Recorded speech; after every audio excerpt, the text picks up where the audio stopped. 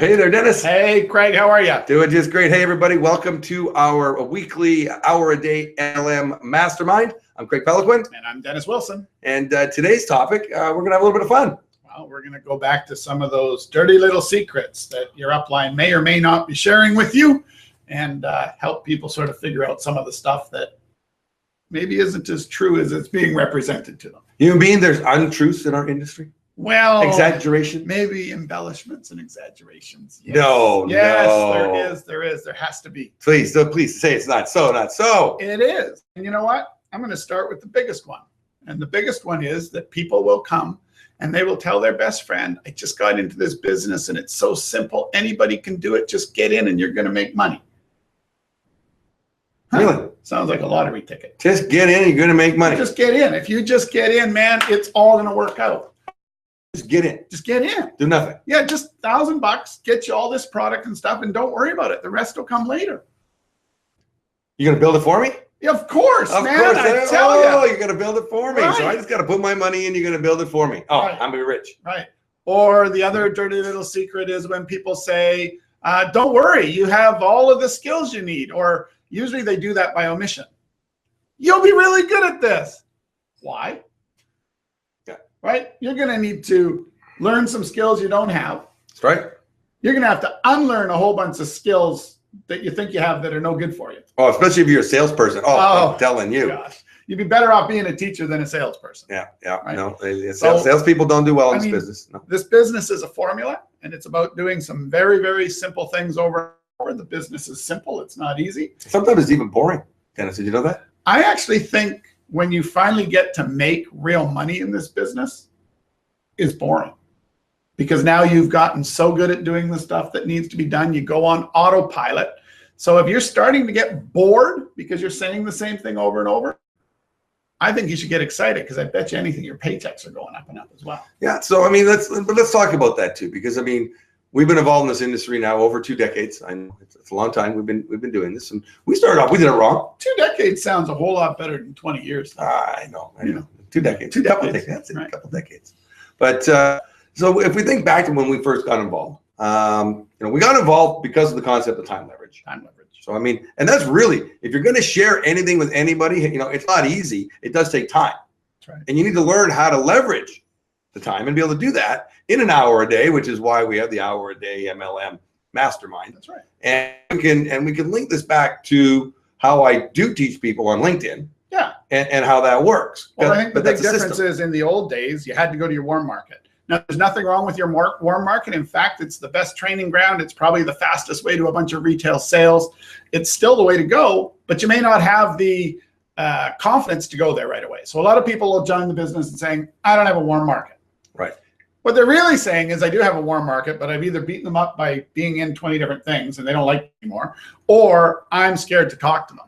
Right. So your system with LinkedIn allows everyone to have a fighting chance because all they need is time and to learn a very, very simple duplicatable system that they do over and over and over, which will turn into prospects, which will turn into retail customers and members. And of course, the oil could jump right out of there too, right? Well, I mean, and this is just it. So, I mean, when somebody goes and tells you that this is really easy, just jump in, you don't have to do anything, right? Don't join them. Well, it's just not true. I mean, people, I guess the dirty little secret about MLM, the best part about multi-level marketing is it's inexpensive to get involved. That's right. And even at the top level of most companies, it's usually under $1,000. It usually is. All right. In today's and in the smallest, it's under 100. That's right. The problem is the worst part about MLM is that it's very inexpensive to get involved, right? You buy a Subway franchise for 70 grand plus whatever. You don't walk away if no one walks in the door to buy a sub. No. But you spend $1,000 on some great products that you really, really like. It's real easy to just walk away, cancel your auto ship and say, I tried. It's not for me. I didn't, but of course you have to go tell all your friends you lost all your money. I heard that today. I actually had a conversation today with somebody on the phone that said they've been involved in network marketing and were told by their husband that they were never allowed to join another MLM company because she's lost so much money over the years. And I always wonder, how do you lose money? And I think the way you lose money is really simple.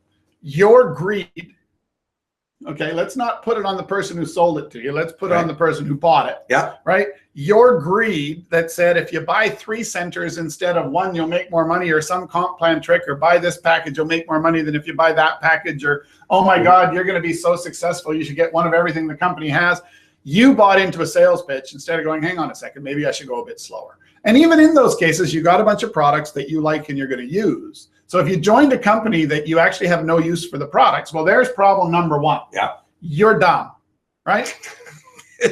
And if you're buying more than you can use for yourself and retail, then easily, you're also in a bad spot. Well, you're dumb. You know, dumb. if Sorry, you can't make money in the business by doing the right things, which are sharing the product in the business, to have someone say no to the business, but gosh, that product looks really cool. Then if you can't do that with your products, then I think we might have a bit of a concern, right? Because you need to be able to have people like your products at full retail.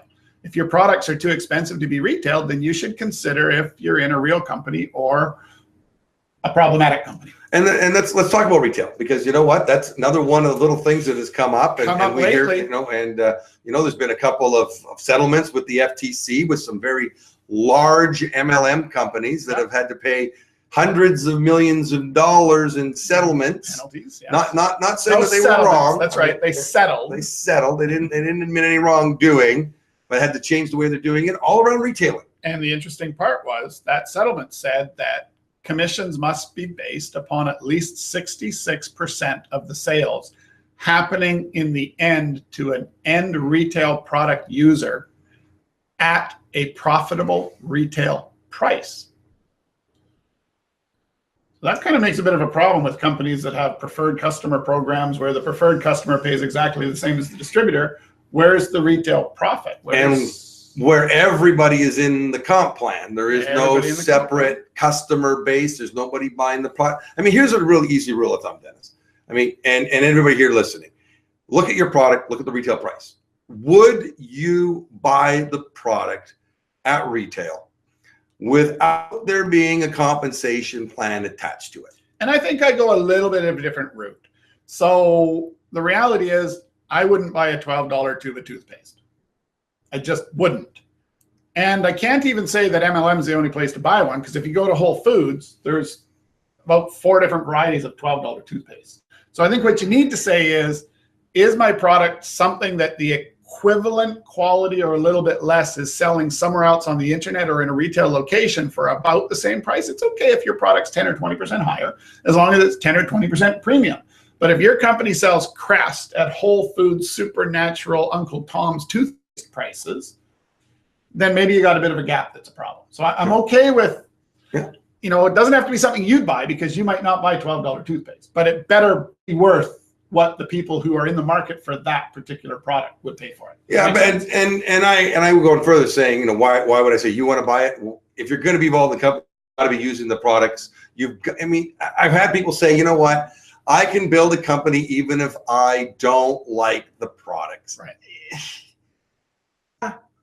Maybe. I think they're confused with the idea of getting paid a god-awful amount of money because you're super famous for endorsing a product you don't like. They're confused. They're confused. But people do think that, you know, you don't need to be a user of your products. You should be a user of your product. That's where your personal stories are going to come from. That's where you can say how it smells, how it tastes, how it makes you feel. And again, when you're talking to someone and saying, I found this really great product that I don't use, but you might like to. You know, it just sort of gets a bit creepy. Yeah, it is. So I mean, be careful on stuff like that. So look at it. I mean, you're going to get involved with a company. You got to first of all, you got to like the people that you're working with. Yes. So you should take a look at the corporate structure. Yeah. I mean, you should know who's running the company. You should like your sponsor. You don't got to love them. You don't got to love them. You got to respect that they can help you do this business if you don't know how to. Yeah. So I mean, you know, you're going to work. The great thing about this business, you get to work with people that you want to work with, not going to work with people you have to work with. And it's totally cool if your sponsor is as new at it as you, as long as tracking upline to the people that you're going to be working with, you find someone that you get along with and you like. Otherwise, it's going to be like going to work with the person you hate every single day. Yeah. So for an hour a day. So that's really part of it. So we got to look at what are you able to do to build your business? What are some of the things that people kind of exaggerate about? What should you be looking at? Some of the things that, based on your experience of launching I guess I'm getting close to 600. Yeah, just over. 600 MLM companies in the past 20 years. Yes. And helping design compensation plans and knowing all the little things that go on in the back end of these companies. You know, we've seen a lot of things that had we known when we first got involved in the industry. We might have made some different choices. Well, yeah, I mean, you know, we got involved in a company that we didn't realize was on a downward trend, and everybody was bailing on that company. Yep. We didn't get involved in a company that was going up. To go. We got involved in a company that was going down. Yep. Our first MLM, and we didn't know that. Boy, did we learn a lot, though. You work an awful lot harder, not realizing that another opportunity you wouldn't have to work as hard. Yeah, and so we learned some of those things there. We actually were in a company that had a good car program, a really reasonable car program. I copied that car program, enhanced it slightly, and use that with any of my clients that'll listen. And that's another one of those dirty little secrets, right? You know, just come and join this company and you can drive this, get a free car like me in your first month. Bring 3 of your friends and you'll be car qualified. You'll be able to drive that car. Huh. So what's the secret? What's the secret behind that? The secret behind that is there's no way that's going to happen. You'll be car qualified, but you're not going to earn enough to get that car payment, because the company can't afford to give out free cars for people who didn't generate any sales volume. Exactly. So be really careful if you're gonna look into a car program and participate in a company. I think car programs are great. I mean, when I saw how the car program worked in my first MLM company, the one we were involved, I didn't go out and buy a $100,000 Porsche. No, let's just say, I mean, I suggest companies do car programs in a very fair way. Because if it's a fair way, yes, less people will get the car. But more people, once they get it, will keep it. Yeah. And more people will be excited about the program. So you can fake it and have a whole bunch of people that don't really have cars pretend to have cars and hope that that works. Or you can be more honest and do it a little bit longer. And we've always suggested a car bonus that's up to $1,500 or $2,000 a month based upon 10% of your earnings that month with a minimum qualifier, maybe $3,000 a month for 3 months in a row, before you're able to earn the car bonus, and then you get all 4 months at once. So keeping it realistic, that it's based upon your income and it's based upon the value of the business you're bringing to the company, means that it's always sustainable. Right. And by forcing you to qualify for 3 months means that you're not going to accidentally run out and buy a car that you can't afford. Well, this is where the dirty little secret comes in, because how many people have you been approached, or are you on social media, or friends that are driving a brand new 3 Series BMW or a Lexus without any chrome trimming, right? That was extra. and they're driving that, and they're saying, this is my free car, right, that I got, and I earned it in my first month in my business. Come and join me. Now, I get why they're excited, because they were told, as soon as you're qualified, go get the car. Right. Now, what they're not telling you is that they may have qualified that first month. They may have even got a partial payment toward that BMW in the first month. Probably didn't earn the whole payment, because most people go out and buy a car they really can't afford. Yeah. And to impress people they don't really like. That's right, they do. and then the next month, they haven't built a big enough team to earn the car bonus again. Now, the company won't take away the rank. No. Right? They won't take away the pin, they won't take away the rank. And actually, they won't even take away the car, because they didn't buy the car. Yeah. You had to go to the company. You had to go to BMW. You had to lease or buy the car. All in your name. It's in your name. You're making the payments. So what happens in month 2 when you don't earn enough money in your MLM compensation plan to get the car bonus? You pay the whole car bonus by yourself. What happens in month 3 if you don't qualify? You pay the whole car bonus by yourself. But can you tell your friends this? But hang on, what happens in month 4? The car gets repossessed. True, but can you tell your friends this? This is a secret. You're pot committed. Like this. So this is what frustrates car programs. Makes me nuts. Because now you've got these people out there driving cars that they say is a free car, that they're really paying for, but they can't tell you that they're really paying for it. It's worse than that. They make it sound like they got the car as a gift, not the payment paid, the car as a gift. Yeah. Oh, come on, man. The truth is good enough. It is. I mean, they're paying me when my first car, and everybody laughed at me in my company because I went out and I had a baby and a baby on the way. And I went out and got, I think it was the 1995 Dodge Caravan. Sport. I did. I bought a Caravan. For the decal. I bought a Caravan, and everybody laughed at me and they said, you just earned a free car. I said, well, no, I didn't earn a free car. I earned a payment And my payment back then, I think I was getting about $500 a month towards the car. It covered the car and the insurance. Yeah. So, and it was a perfect vehicle. How can a brand new dad go out there and go and justify the 2-seat sports car? Didn't make any sense. Now, when I qualified for a second car because my business got bigger and I was making more money, then I did. I got a BMW convertible. Now, I still had a back seat in that one, but understand, you got to make the right choices for yourself. And you know, fortunately, when we put our program together, with your help, you were really smart on it, and you don't need to get a new car if you have do it right. If you're driving a nice car, and this is the reality, is the car program is an advertisement.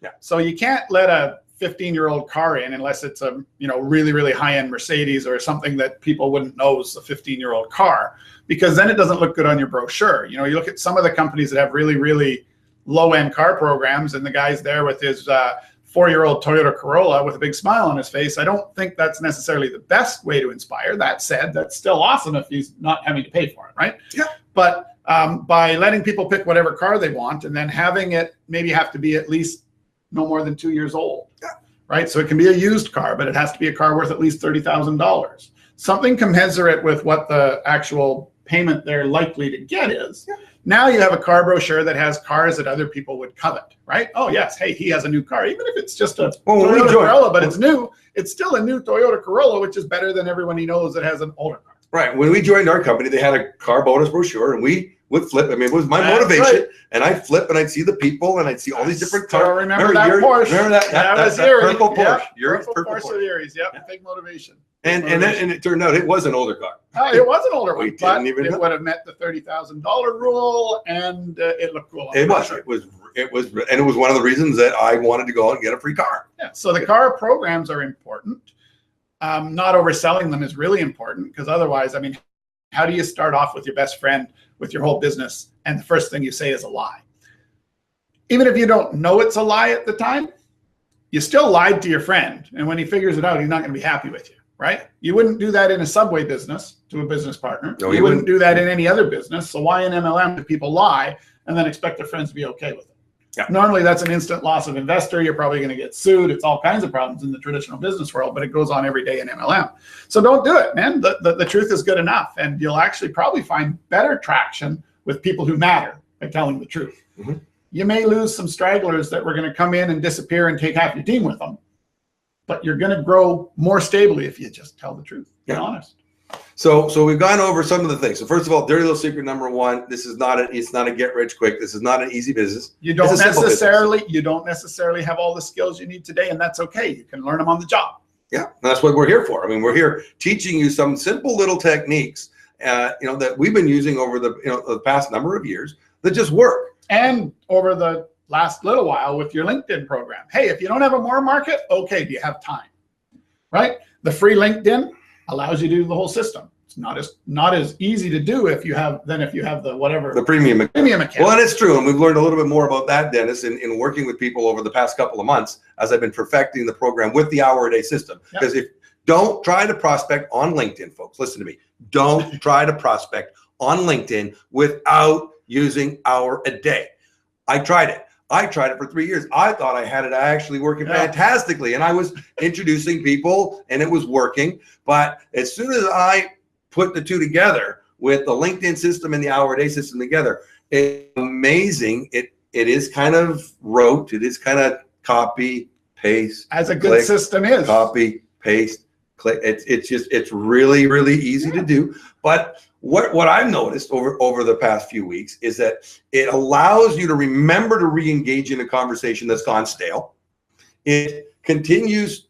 You don't have to think about it. I'm going to connect with, and we talk about timing. Make a commitment. So the dirty little secret: do you need to know thousands of people up front? No, 10 a day. 10 a day. That's it. That's how simple this business is. And that's rock star level. I mean, that's going to seem easy for the first 30 days. It's going to be almost impossible to keep up in your next 30 days. It's going to be even more impossible in your third 30 days. So if you have a 90-day plan, by the end of the 90 days, you're going to be so busy dealing with new people joining your business and buying your products and all this kind of stuff that you may not keep up the 10 people a day. You may actually retract off of it. Yeah. So, but you think about that, and I can tell you the numbers because I've been doing it myself. while running a company. That's right. So I tell people an hour a day. So, most people have a full-time job. Yes. So well, we hope so. It's easier to do this business when you have a full-time job than it is if you're unemployed, because if you have a full-time job, you're out there, you're moving around, you're a bit more motivated. And sometimes you're motivated because how much you hate your full-time job. Yeah. But the point is, you're motivated every day. You're out there brushing shoulders with people. You can trip across someone on the way to work. You can trip across someone in the hallway. You can trip across someone as you go for a coffee. You're out there. You can do this business on your way to work. If you take the bus or the train, you can do it from the app. So you just download the Hour a Day app and the LinkedIn app to your phone. You can do all the prospecting that you need. Really simple. 10 a day will take you. Are ready for this, folks? I know it's a lot of time. 10 minutes every morning. That's all you need to commit to get started. 10 minutes. That's it. 10 minutes over your first cup of coffee. If you have to wake up 10 minutes early in order to be able to do this, wake up 10 minutes early. Don't hit the snooze on your phone. There's 9 minutes right there. Right? Take that 10 minutes, get up, get started. Now, there's a reason why this works in the morning. Don't wait till the afternoon because you'll just forget. Life will get in the way. But it gets you in the mode. That's right. You wake up, you get on your LinkedIn, and from the night before, some people have accepted your connection. Mm-hmm. Some people have answered and talked to you, and you've got conversations going on. You're going to trip across positive people, and you're going to trip across idiots. That's okay. They're out there. They're out there. But at least you did something at the beginning of your day, and you added some really cool stuff to Hour a Day that shows you how many people you're talking to, and it gives you a little bit of, bit of a gamification aspect, so you can know when you've got your 10 new leads and you're ready to go and off with your day. It's tracking how many notes you've put in, so you're always seeing that you're doing something that is going to lead to success in your business. I believe one of the biggest problems in the MLM industry is we don't reward retail sales, and I think that's a mistake. Big mistake. Right? We don't reward anything except someone enrolling a new member. Right. There's just no recognition for somebody who's doing all the right things that will eventually lead to retail customers and members. So that's where the whole Hour a Day and the LinkedIn and using in your warm market, it can just give you that feedback that says, hey, look, it hasn't happened yet, but you're doing stuff.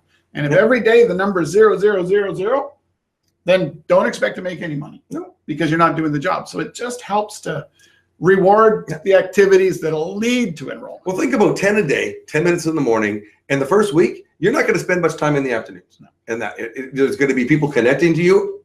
Out of those 10, some are going to accept your connection. And that's great. And then you need to immediately follow up. That's why having the LinkedIn app on your phone makes it so much better, because you get a push notification that such and such is now connected with you.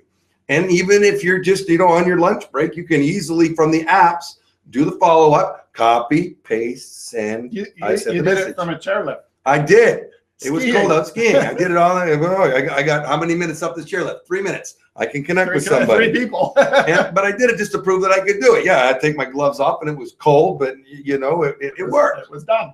It was done. You should have gone to a warmer ski hill. I could have. Yeah. There you go. And then I could have swam down the hill. I guess that would have happened. Mudslide. Yeah. So when you're looking at things to be able to do, you got to make a commitment. Yep. All right. Do something. A little bit every day for 12 to 24 months. Did you notice I said 12 to 24 months? What? I thought I was going to get rich in my first month. My rent would be covered, my card payment, everything good in 30 days. Yeah, that's our dirty little secret. Oh, yeah. Get in now, and don't worry, you'll have enough money to cover your credit card payment by the end of the month. If you get involved with a company that has retailable products, I would believe in that promise, but it's still going to be up to you getting in front of enough people that say no to your business, try your product at retail. And it's going to be up to you to have the ability internally to charge them the retail price, take the money up front with the money back guarantee your company no doubt offers. So it's going to be up to you to learn some skills that you don't have to do it, but then you could pull it off, because in any MLM, if you've got a 30% gross margin to your retail profit, all I got to do is get my $1,000 worth of stuff. I don't even have to sell it all. I can sell most of it and keep the stuff I need for me, and I will have all my money back whether I enroll a person or not into the business. This is the purity of the industry that has got confused over the last 5 or 6 years. We've moved away from this thinking. The Herbalife settlement has brought that right back into reality, that this is a concern. So you can get your money back if you retail your products. You're going to get your money back just building a business. You're going to be good at it. Yeah, but you're not going to get it in your first month. I mean, most compensation plans, let's be realistic, pay 3 weeks in arrears. Oh, yeah. I mean, from the time that you join to the time you actually get your first check. Yeah, okay? It's already probably beyond your credit card coming. I'm but once again, if you're retail, you're collecting that cash as you go, you'd have the payment. You do. Right? So retail, it's the best way to never have extra product. It's the best way to be constantly making a little bit of pocket money. Yeah. And it's the best way to treat your business as a business. When your friends see you doing that and see you picking up a $20 or $30 profit every time you do, that becomes something that seems more doable. Hang on, you showed me this. I didn't like it. I bought the product and you made 20 bucks. Yeah. Well, I could do that. Well, you said something in the magic there. So they said no to the business. Yes. So you sold them product. Yes. Because you believe in your product. So right. you make retail customers from the people who say no to the business. Absolutely. Oh, it makes sense. I want to show the products and the business in equal, because guess what? Some people may really identify with my products, but not like MLM. As a result, they'll buy my product because they identify with the product. Other people may love MLM, but not identify with my products, but they see how other people they know would identify with my products. You present both professionally, and your company probably has a beautiful professional presentation that starts with pain, then goes into the logic and prosperity of the business, and you present that over and over and over and over, you'll have no choice. It's just going to happen. You're going to have some retail sales if you're in a company that has retailable products.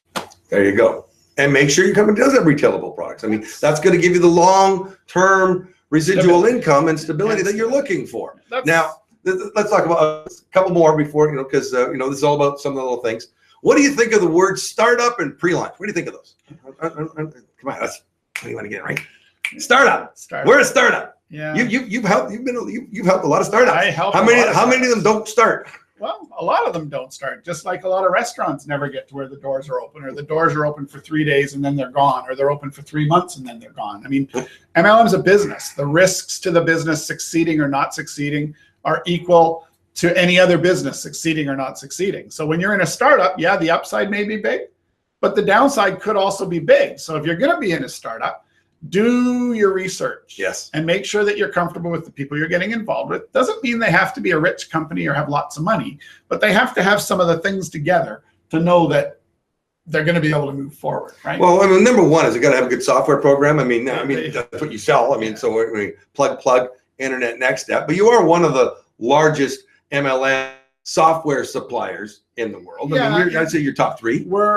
I'd say we're in the top 5. Now, okay. that doesn't mean there isn't 20 people sharing that 5th spot, because there's people in all kinds of languages and all kinds of countries. But yeah, we do a lot of MLM software at Internetnextstep. So we see a lot of things, and we see a lot of companies come in undercapitalized. We see a lot of people not buy our software because it's too expensive.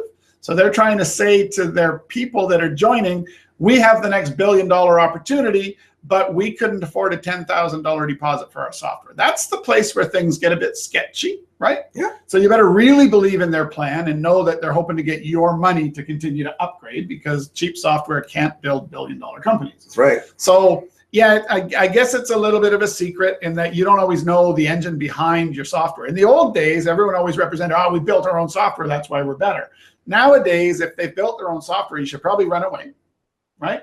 And even a lot of leaders that have a lot of horsepower have learned, if they say they built their own software, I probably shouldn't join, or I need to convince them to go to proper software, because a leader that can bring, 10 or 12,000 people over the course of a couple months, that'll kill any piece of software we know about out there that's under $5,000 to get started with.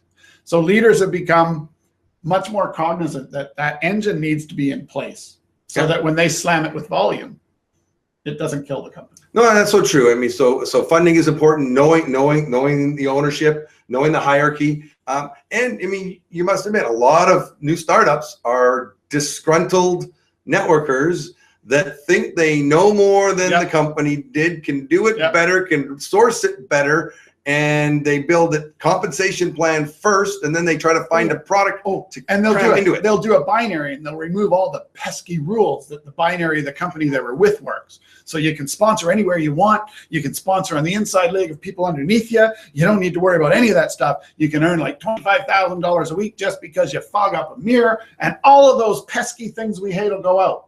Yeah. Here's a problem. A binary can pay 140% of what comes in if it doesn't have those pesky rules to stop that from happening. So again, be careful. If your comp plan sounds too good to be true, try to find someone who knows logically about comp plans to be able to say, look, no, it's safe because of this, or our company's payout is like 80%. Right. 80% payout. You got to do it. It's an 80% payout.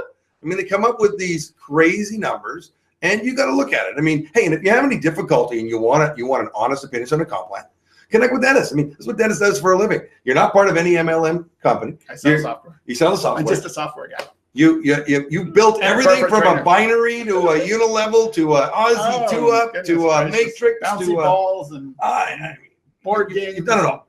So you know the ins and outs of plans. But I guess you can talk about the bottom line, everybody. All comp plans pretty much pay out about the same. The reality is a company has bills to pay. It has an inventory cost. There's the cost of the product. There's the cost of the comp plan. There's the cost of overhead. And the reality is everyone's sort of dealt the same pie. So unless your company has extremely, extremely, extremely cheap products that they're selling you for too much, there's really no room to have one plan pay considerably more than another plan. So if you're in a company that does have a way better plan than everyone else's, you might want to consider if their products are actually valid as an MLM product, because they might be overcharging, or they might be misrepresenting. So careful, right? Too good to be true is too good to be true in this industry, just like any other. Well, here's an easy rule of thumb. I mean, you look at all the companies out there, Dennis, and you built a lot of comp plans. There's a rule of thumb is what the cost of the product has to be to what you can sell it at. Yeah. And if you don't have that ratio, then you need to BV. Yeah. And typically companies that have to BV, they have to BV because they have a real product cost. Correct.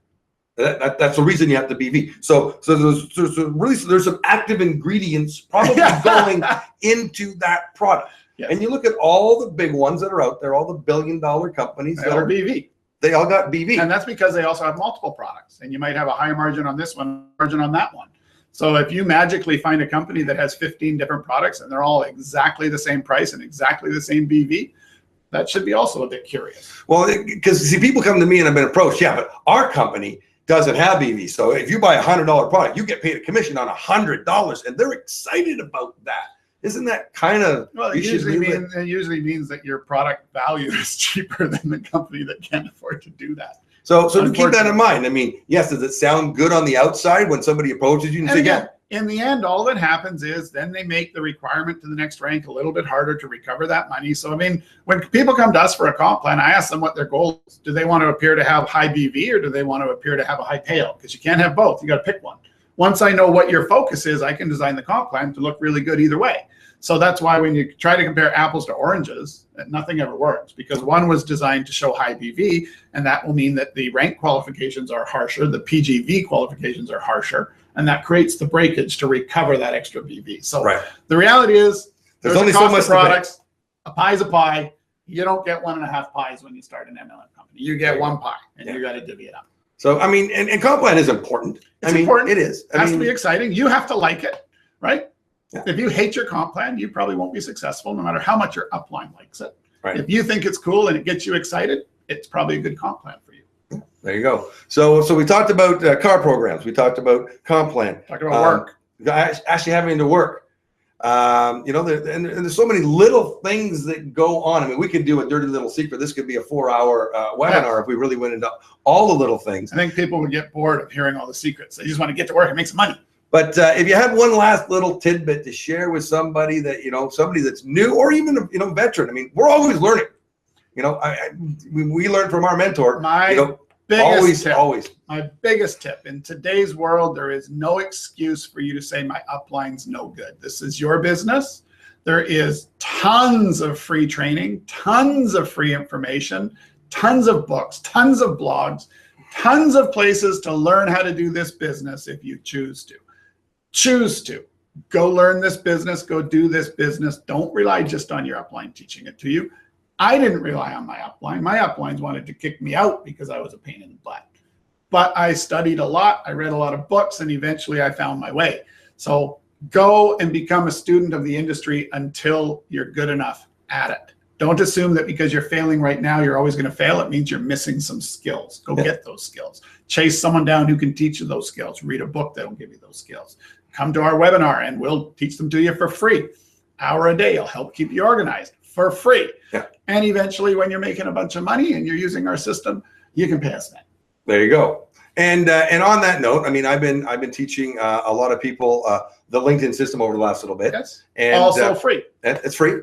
I was asked, is it easier to use the free or should I upgrade to the paid subscription on LinkedIn? If you can afford it, the premium LinkedIn service is going to make it easier for you. Now, but it's also $79 a month. It's pretty expensive. So now one of the dirty little secrets here we'll give you on a positive is that LinkedIn will typically offer you a free month. So slam it. So do it. Take the free month. But do your 10 a day. But you got it. But go like crazy in that month and maximize your contacts. Yes. And then if you can afford it, okay, I mean, it's a good thing to have. I mean, it may be $80 a month or $60. There's different If you're going to be tiers. serious for a long time, it's probably worth doing. You It need it in the beginning. In the beginning, do it the manual way. Learn your way through it. It's a few extra steps. It's not as convenient, but it's free. Once you know that you're doing your 10 a day for a while and you've got it all locked in and you're fast at it, upgrade for 30 days and triple your efforts on the same amount of time. Exactly. Then when it drops off, you can make that decision. If your business is building enough to where you can justify keeping to spend it, or you're like, actually, you know what? For 10 a day, I can do it the other way. I really don't need to. You know, so it's always the same thing in MLM. You have time or you have money. Seldom do people have both, because the people who have both don't want to join your business. That's right. So those great things to do. So, you know, jump onto our hour a day site. We've been, we got so many, probably got 30 or 40 now. I think we're trainings. getting pretty close to a year. I think we started these spring of last year. So I actually think we're getting very, very close to a year. We've got to be close to 50 at this point. So there's 50 hours of us giving tips and tricks and dirty little secrets and what to do and what not to do, all in our straightforward manner, all in the hour a day back off. Yeah, so just do it. I mean, if there's anything we can say, get out there and do it. Make a commitment. Action supersedes everything. Yes, it does. It's my favorite saying. It's a great saying. It's just so true. Well, everybody, I want to thank you for taking time out of your Wednesday. It's great to have you all joining us. We'll be back here next Wednesday. Tell your friends. Jump on the system. Get the hour a day system. I'm telling you, it will make your MLM business soar to new levels, because it'll allow you to literally pack it all into an hour a day. Yeah, that's what it's all about. Keep you organized. Craig Peloquin. Dennis Wilson. Everybody, have a great day. Good night. Bye.